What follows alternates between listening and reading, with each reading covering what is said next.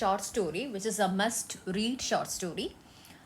A very simple one in a very simple language. It is portrayed, and this is by the Indian author Rabindranath Tagore, who is a man of Indian Renaissance, the Bengal Renaissance, you could call him. Renaissance means Navodhanam.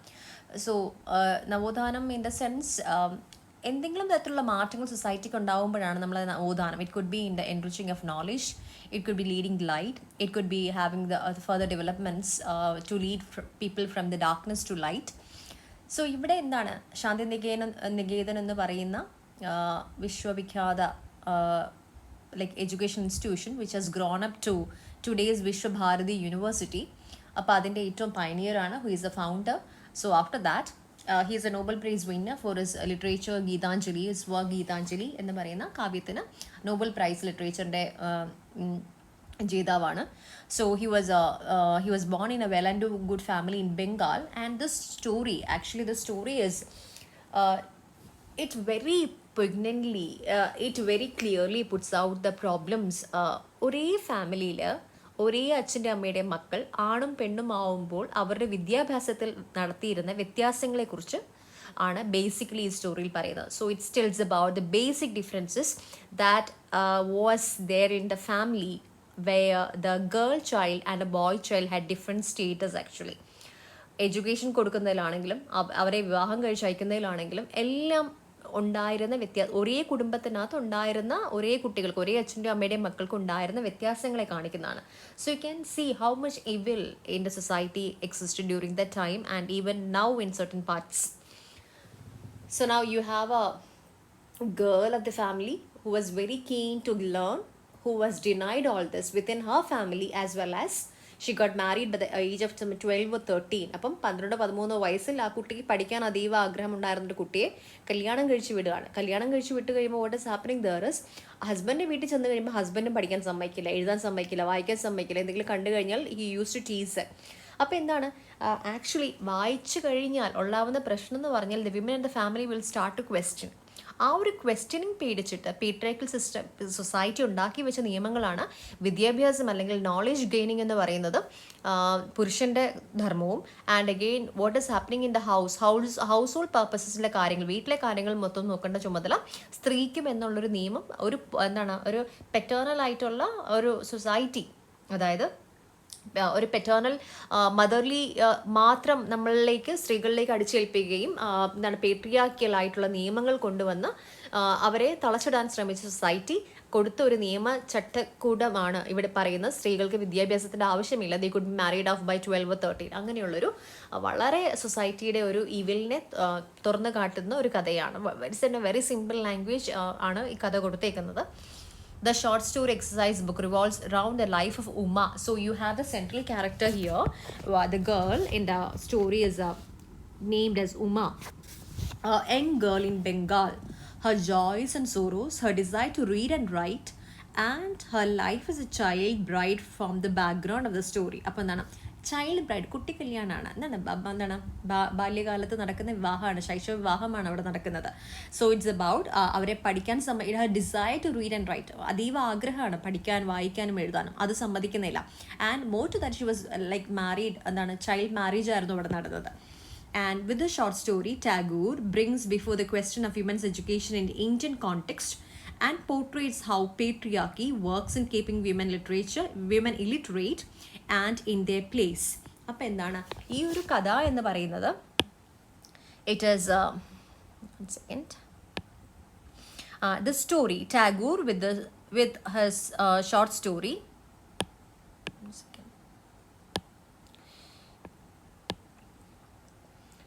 Tagore with his short story brings before us a question of women's education in the context and portrays how patriarchy works in keeping women illiterate and in their place. എന്നാൽ അവർ നിൽക്കേണ്ട സ്ഥാനത്ത് അവരെ നിർത്താൻ ശ്രമിച്ച patriarchal സൊസൈറ്റിയുടെ ശാഠ്യത്തെക്കുറിച്ചും ആ സമയത്തുണ്ടായിരുന്ന ഈവിൽസിനെ കുറിച്ചും വളരെ തുറന്നു കാട്ടുന്ന ഒരു കഥയാണ് you have the exercise book. ഈ എക്സസൈസ് ബുക്ക് എന്ന് പറയുന്നത് ഈ കുട്ടിയുടെ കയ്യിൽ ബ്രദർ ഒരു പ്രാവശ്യം ഇവരെ എഴുതുന്നു. ബ്രദറിൻ്റെ ഒരു ബുക്ക് കയറി എഴുതുന്ന സമയത്ത് ബ്രദർ ഭയങ്കരമായിട്ട് ചൂടാവുന്നുണ്ട്. And he teases the girl back അപ്പം അതിൻ്റെ ഒരു വിഷമം മാറ്റാനായിട്ട് ഒരു എക്സസൈസ് ബുക്ക് കൊണ്ട് കൊടുക്കുന്നു. ആ ഒരു എക്സസൈസ് ബുക്കാണ് ഈ പെൺകുട്ടിയുടെ കയ്യിൽ കുറേ നാളുകളുണ്ടായിരുന്നത്. അതിനെ കല്യാണം കഴിഞ്ഞ് പോകുമ്പോൾ കൂടെ കൊണ്ടുപോകുന്ന ആകെ സാധനം കൂടെ ഉണ്ടായിരുന്ന ഒരു പണിക്ക് വീട്ടിലുണ്ടായിരുന്ന ഒരു സ്ത്രീയുണ്ട്. അവർക്ക് മാത്രമാണ് ഈ കുട്ടിയെ മനസ്സിലാവുന്നത്. അമ്മയ്ക്ക് മനസ്സിലാവുന്നില്ല, അച്ഛന് മനസ്സിലാവുന്നില്ല, സഹോദരന് മനസ്സിലാവുന്നില്ല. ഈ ബുക്ക് കൂടെ കൊണ്ടുപോകുന്ന ഈ പെൺകുട്ടിക്ക് കൊണ്ടുപോകാൻ പറ്റില്ല. സോ ഇതിനെ കൊണ്ടുപോകുന്ന കൂടെ ഉണ്ടായിരുന്ന പണിക്കാരി, വീട്ടിലുള്ള പണിക്കാരി കുറച്ച് ദിവസം കല്യാണം കഴിയുമ്പോൾ അങ്ങോട്ട് ഭർത്താവിൻ്റെ വീട്ടിലേക്ക് പറഞ്ഞു വിടുന്നുണ്ട്. അപ്പോൾ അവിടേക്ക് ഈ ജോലിക്കാരിയാണ് ഈ പുസ്തകം കൊണ്ടുപോകുന്നത്, ഈ exercise book. So that's why you have the title here, the exercise book. The exercise book becomes a symbol of education. Now, the exercise book becomes a symbol of education and a metaphor for a companion with whom Uma can share Har feelings. അപ്പോൾ എന്താണ് ആ പുസ്തകം, എന്താണ് ഒരു നല്ല പുസ്തകമാണ് നമ്മുടെ ഏറ്റവും നല്ല സുഹൃത്ത് എന്നാണ് പറയുന്നത്. So it is like this exercise book is a good companion for Uma.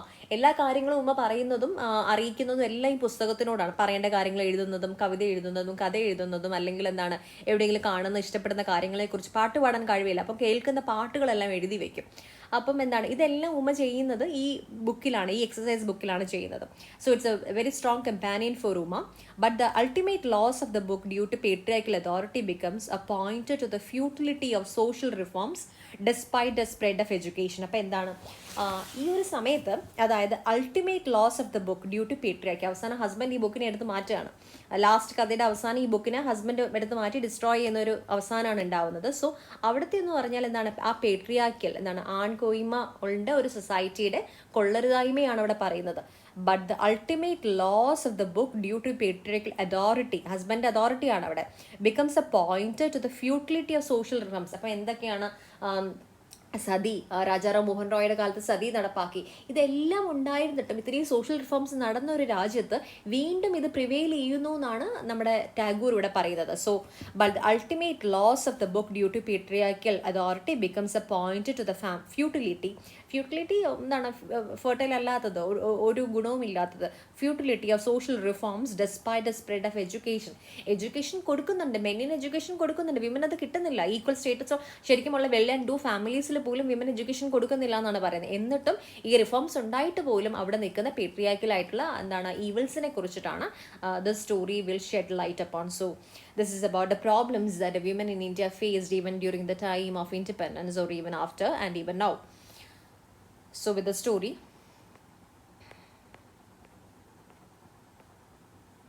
the exercise book by Rabindranath Tagore, Uma became a great nuisance as soon she learned to write. അപ്പോൾ ഉമ വീട്ടിലൊരു ന്യൂയിസൻസ് ആയിട്ട് മാറണം. എപ്പോഴാണ് ആ കുട്ടി ന്യൂയിസൻസ് ആയിട്ട് മാറുന്നത്? When she learn to write, എഴുതാൻ പഠിച്ചപ്പോൾ അവളൊരു ന്യൂയിസൻസ് ആയിട്ട് മാറുകയാണ്. So look at the paradox of the sentence. ആ ഒരു പരസ്പര വിരുദ്ധമായിട്ടുള്ള ഒരു ആശയമാണ് അവിടെ പറയുന്നത്. So Uma became a great nuisance, ശല്യമായിട്ട് മാറാണ്, വീട്ടിലേക്ക് ശല്യമായിട്ട് മാറണം. എപ്പോഴാണ് അവൾ ശല്യമായിട്ട് മാറിയത്? കുരുത്തക്കേട് കാണിക്കുന്നില്ല, വേറെ ഒന്നും കാണിക്കുന്നില്ല. അവൾ എന്ത് ചെയ്തപ്പോഴാണ്? When she learn to write she became a nuisance with the family. On every wall in the house, she would draw unsteady lines and write with a piece of coal in big unformed letters, raindrops on tree tops. അപ്പം എന്താണ് ഋത്തിപ്പിംഗ് ആയിട്ടുള്ള നമ്മുടെ പണ്ടത്തെ nursery rhymes പോലെ ഇവള് അക്ഷരങ്ങൾ പഠിച്ച സമയത്ത് വീട്ടിലെ ചുമരുകളിലൊക്കെ എഴുതുകയാണ്. പിന്നെ എന്താണ് കൽക്കരി കഷ്ണം എടുത്തിട്ട് ചുമരുകളിൽ എഴുതി വെക്കാണ്. So she's become a great nuisance for the family. And raindrops on treetops. She hunted out the copy of Harida's Secrets under her sister-in-law's pillow. അപ്പം ബ്രദറിൻ്റെ വൈഫിൻ്റെ പില്ലോയ്ക്കകത്തുനിന്ന് ഏതോ ഒരു പുസ്തകം എടുക്കുകയാണ്. And wrote in pencil on every page black water red flower. എല്ലാം rhythmic-ആണ്. Like you have your nursery rhymes.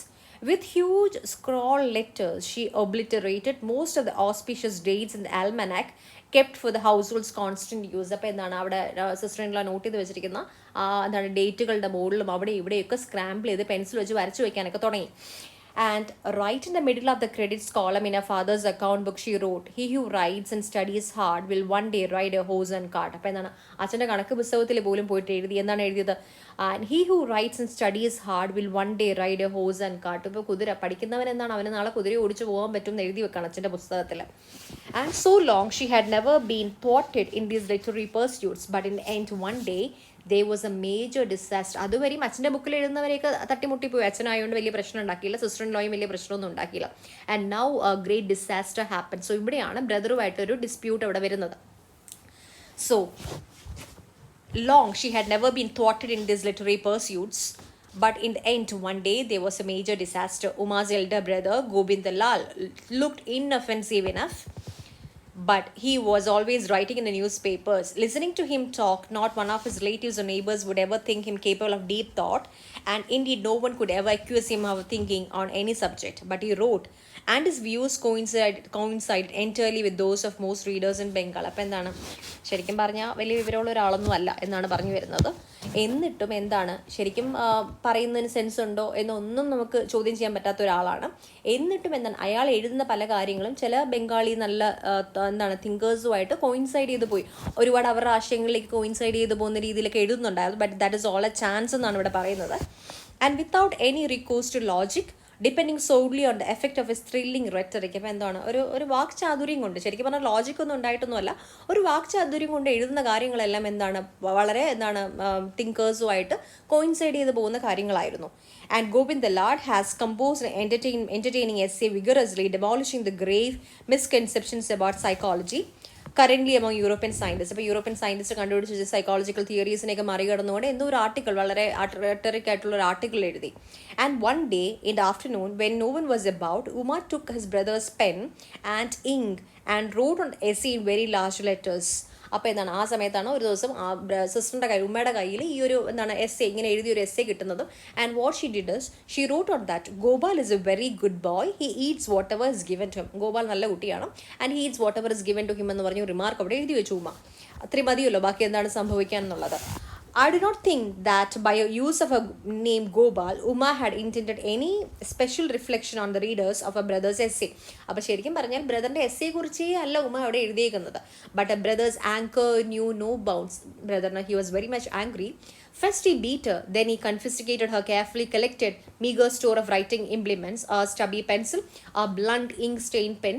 The humiliated girl, unable fully to understand the reason for so severe punishment, sat in a corner of the room and began to cry. അപ്പം എന്താണ് ബ്രദറിനെ ഇങ്ങനെ എഴുതി വെച്ച് കണ്ടിട്ട് ഭയങ്കര ദേഷ്യം വന്നിട്ട് അവിടെ നിന്നുള്ള എല്ലാം കൺഫിസ്കേറ്റ് ചെയ്തു, എല്ലാം പിടിച്ചെടുത്തു. എന്നാണ് പോലീസ് വന്ന് പിടിച്ചെടുക്കുന്ന പോലെ എല്ലാം അടച്ചുപൂട്ടി കെട്ടുള്ളൂ, സീൽ ചെയ്യുമല്ലോ, അതുപോലെ അവരുടെ കയ്യിലുള്ള ചെറിയ പെൻസിലും എന്തൊക്കെയാണോ എഴുതാൻ തക്ക കാര്യങ്ങളുണ്ട് അത് മൊത്തം പിടിച്ചെടുത്തു. വളരെ ദേഷ്യപ്പെട്ട ഒരു സീനായിരുന്നു.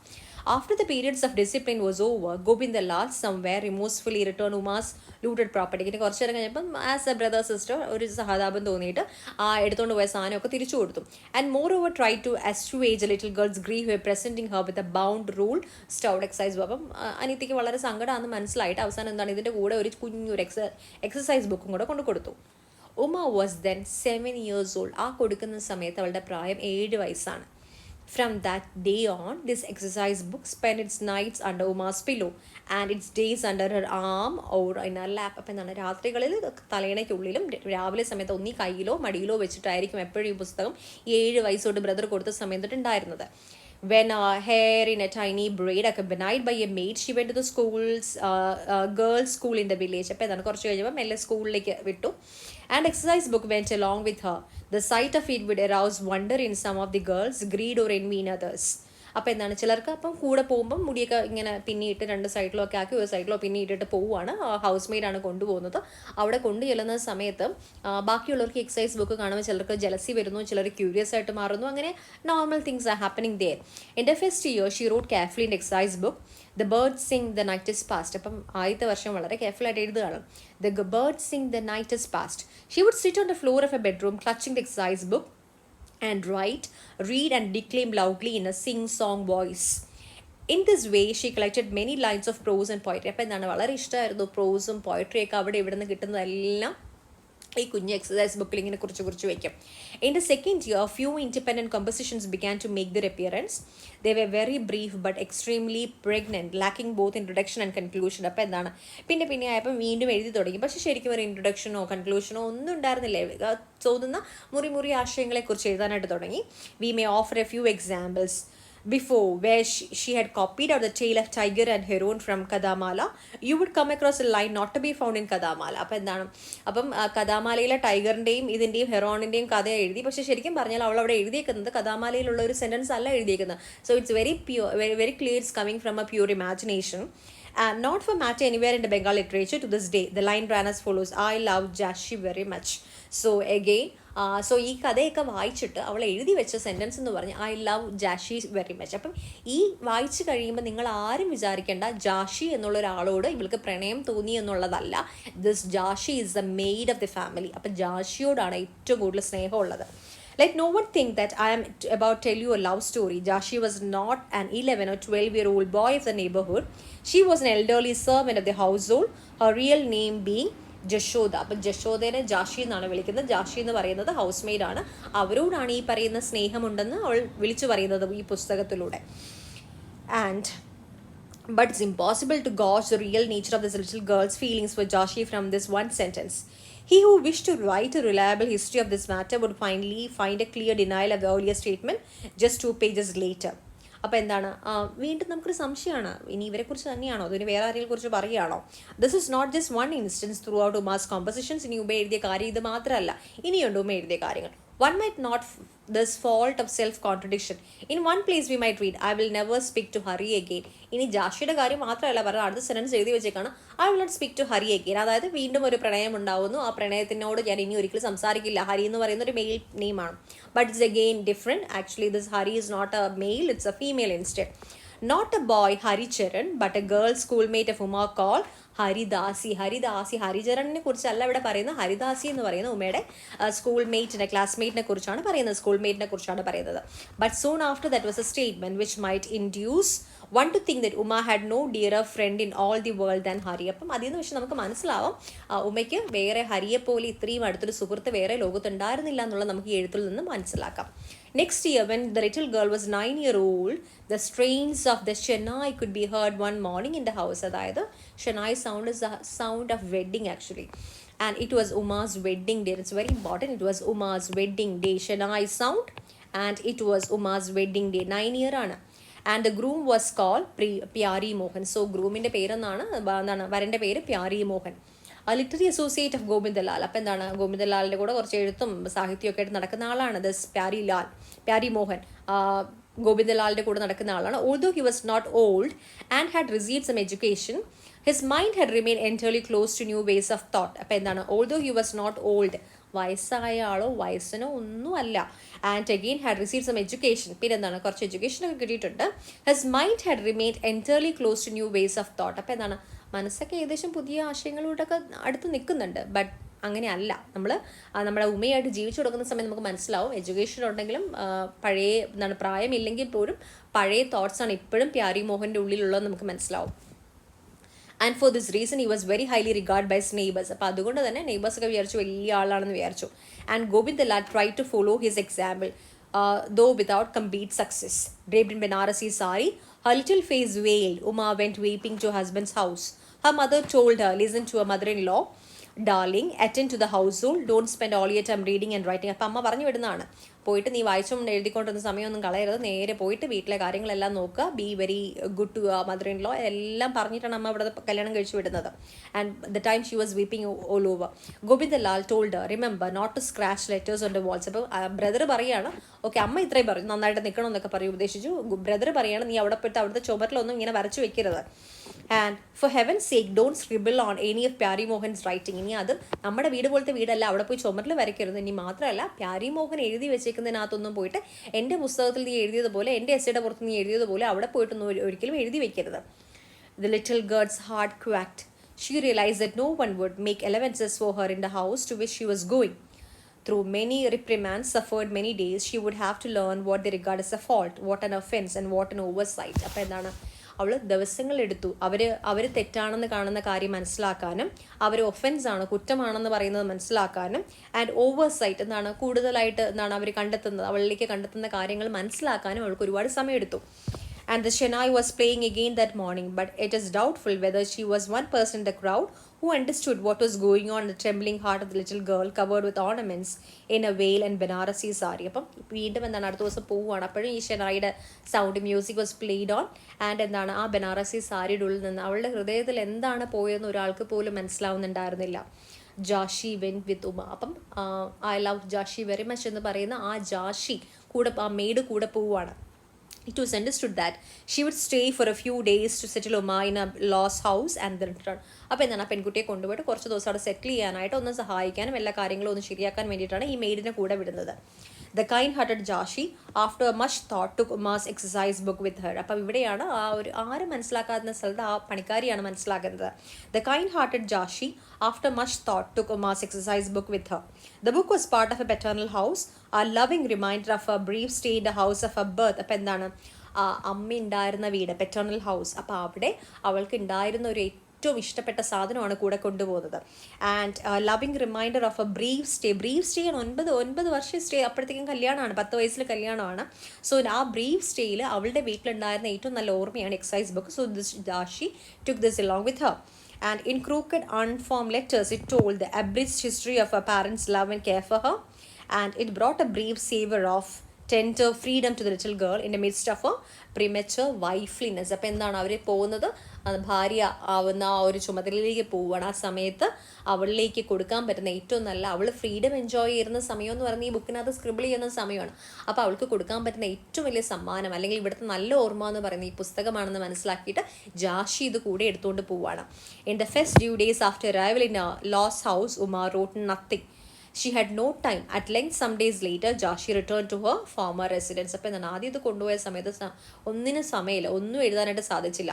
At length, some days later, Jashi returned to her former residence. അപ്പം തിരിച്ച് കുറച്ച് ദിവസം കഴിയുമ്പോൾ ജാഷി തിരിച്ചു വന്നു. That day, Uma shut the door of her bedroom in the afternoon, took the exercise book out of her tin box and wrote tearfully in it, Jashi has gone home. I want to go back to mother too. അപ്പം അന്ന് എഴുതുകയാണ്, ജാഷി തിരിച്ചു പോയ സമയത്ത് എഴുതുകയാണ്, Jashi has gone home. I want to go back to my mother too. ജാഷി തിരിച്ചു പോയി. അപ്പോൾ അതുവരെയും ബുക്ക് എടുക്കാൻ സമയമില്ല, ആ പണിക്കാരി ഉണ്ടാകുന്ന സമയത്തും എടുക്കാൻ സമയമില്ല, ഒന്നും എഴുതുന്നില്ല. സങ്കടം വന്ന സമയത്ത് ഓടിപ്പോയിട്ട് ജാഷി പോയപ്പം പോയി എടുത്ത് എഴുതുകയാണ്, Jashi has gone home, I want to go back to my mother. അപ്പം ഇതാണ് ഒരു beginning part. Now it's a second part of the short story.